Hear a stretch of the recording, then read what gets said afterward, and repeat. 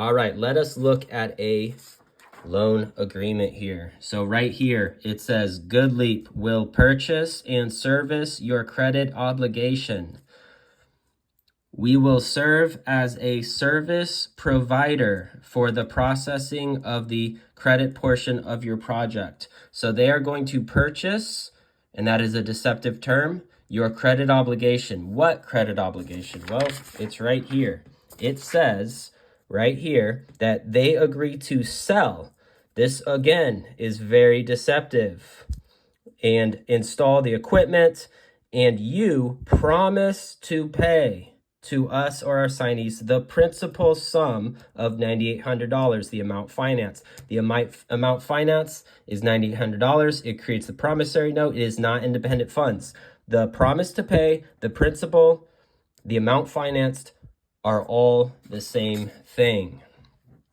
GoodLeap will purchase and service your credit obligation. They're purchasing this not in the sense where they're giving money before receiving the goods, the credit obligation here. They're purchasing it in the sense that they are acquiring legal ownership and rights to enforce upon this credit obligation. They're not actually upfronting their own personal independent money. They're using the credit obligation as a justification to create the money that is going to actually make the purchase from the actual people who are doing the service. So right here, I've already talked about this case, but it shows it really well. The money and credit first came into existence when they created it. Mr. Morgan, who is the lawyer for the plaintiff, which is the bank, admitted that the United States law, a lawful consideration must exist to be tendered to support the note. The jury found that there was no lawful consideration, and I agree, only God can create something of value out of nothing. There's no lawful consideration here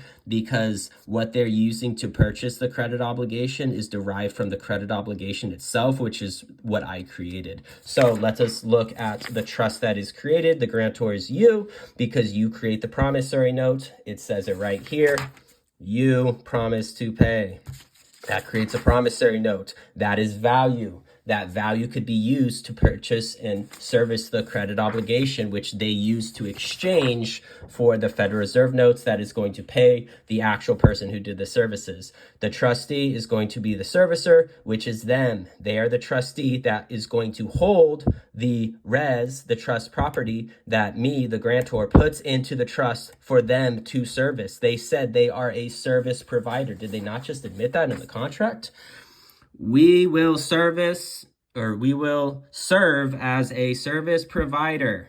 They're the service provider. If you're providing a service for something that I give to you, you are the trustee. They hold legal, not equitable. I hold equitable title and manage funds derived from the promissory note. It's all derived from the promissory note. Without the promissory note, the funds that were given to the actual person that provided the services would never have existed. They did not offer any consideration. It was all derived from the grantor, which is me, which is you. The beneficiary is you. In equity, the creator retains equitable interest in its creation. If I created something, if I don't explicitly transfer the equitable interest to it, I hold it. Res is the trust property, which is the amount, which is the promise to pay, which is right here. I guess a better place to see that would be the amount financed right there. That is what is the value, the principal value there.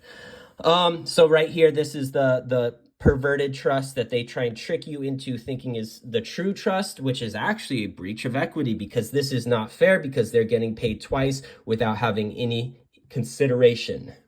They're not upfronting anything. There's a legal maxim that says what you're willing to sacrifice is a measure of your credibility. I am willing to sacrifice, and I am willing to promise to pay anybody who can prove that they actually fronted this money and was actually had some skin in the game. These guys did not. These guys are scammers.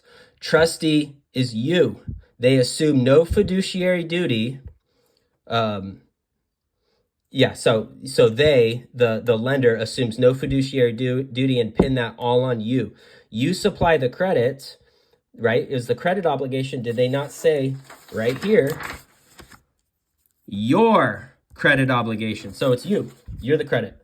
They also want you to supply the debt. So they want you to supply both sides, and they just want to collect the payment. All right, beneficiary is in this breach of equity version is going to be the servicer. How's the servicer the one that's supposed to, like they say right here, we're the service provider, yet they want to be the beneficiary and collect all the interest payments. By not acknowledging your equitable interest, they assume both legal and equitable title. So, I mean, that's basically the game that they play. And then this is the game, this is the only game that they ever play, just swapping these roles. That's it. That's all they could do, and just trick you into becoming the trustee, and then they become the beneficiary.